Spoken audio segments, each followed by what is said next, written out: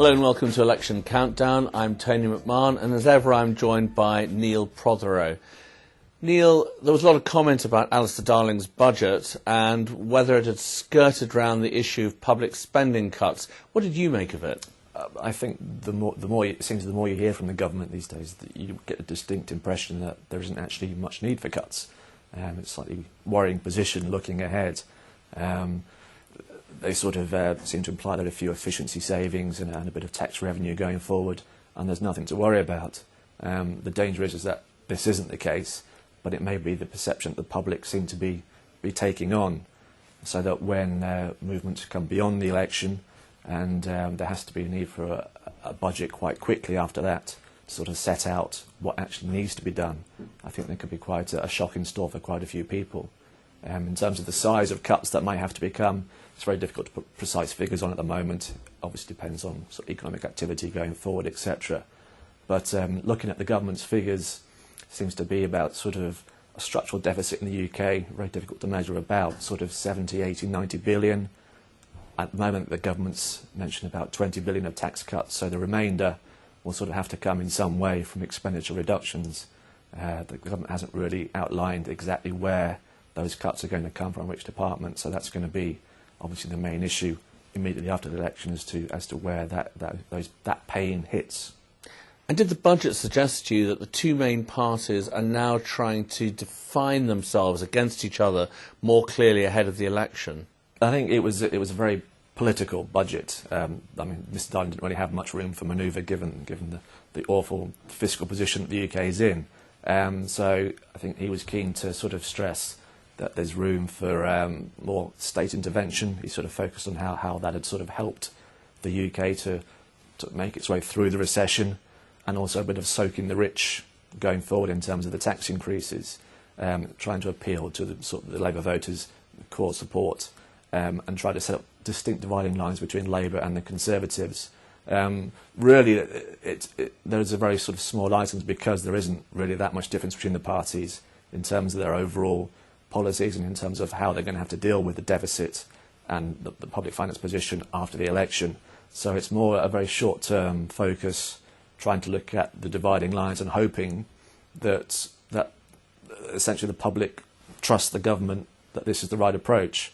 It's essentially, its argument seems to be that it just wants the public to believe that even though Labour have been taking the economy through the worst recession for a generation, that the Conservatives will do no better and probably worse. And that's the key question, is whether the public take that on or whether they think that the time is right for a change. And with regards, though, to the public spending cuts, which clearly everybody feels are going to be necessary, do you think any of the parties really have the guts to wield the knife?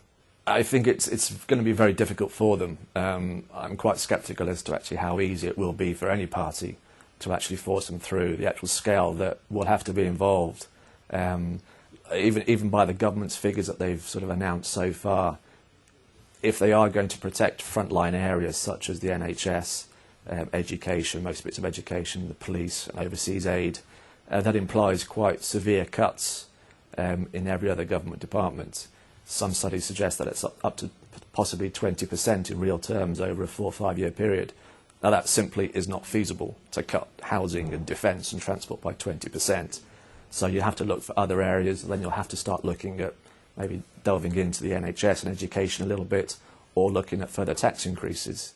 So, I mean, in effect, they will have to take some cuts at some point because the bond markets will demand that the UK does so. I mean, it's a simple fact that we're now basically dependent on the bond markets in almost determining fiscal activity going forward and fiscal policy. So it remains to be seen exactly how easy and how quickly whichever party or parties are in office, how they're going to go about sorting out the fiscal mess.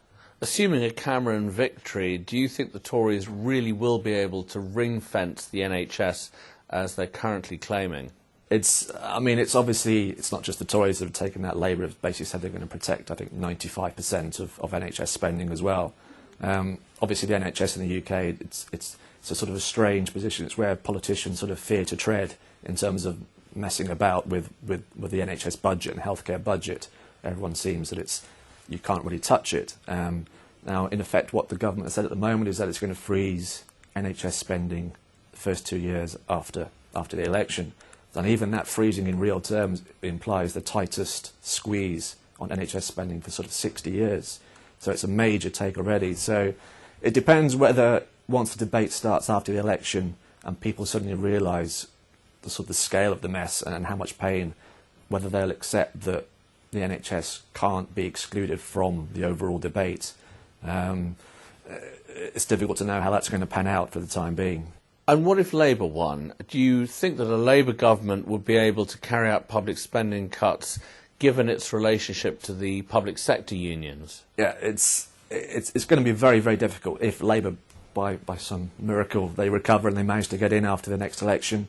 You're sort of seeing the sort of a bit of an awkward position at the moment with what's going on with BA and the Unite Union. I mean, we're not anywhere sort of near a repeat of the sort of winter or spring of discontent back in the 70s, but the Unite Union is a major contributor to the Labour Party, both in terms of money and in terms of just sort of a campaign sort of base. Now, going forward, you're sort of maybe seeing that one's public sector has to be cut back in some way over the next few years.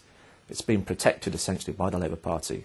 Throughout the recession, it's been the private sector that's been hit mostly in terms of job cuts and wage restraint and wage cuts.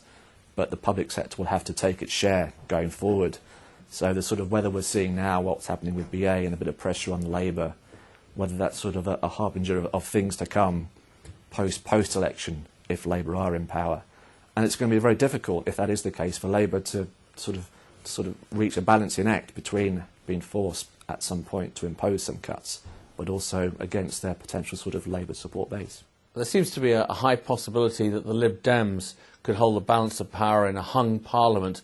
Do we have any clear idea of what they would be likely to do with regards to public spending cuts? I mean, it's difficult. I think obviously you have Vince Cable, the sort of the chancellor to be that everyone sort of seems to sort of hope for. Whether that turns out to be the case, we'll wait and see. In the sort of debate about the cuts, the Lib Dems have been a bit more forthright in actually explaining where some of the cuts potentially could come from, a bit more detail in terms of focusing on public sector sort of pay restraint and higher sort of employee contributions, maybe cutting the Trident scheme, the NHS IT schemes. They've actually laid out a few more specific details than either Labour or the Conservatives have. They also haven't pledged to ring-fence any particular area of spending, in contrast to Labour and the Conservatives. So they've sort of accepted a bit more of a realistic approach.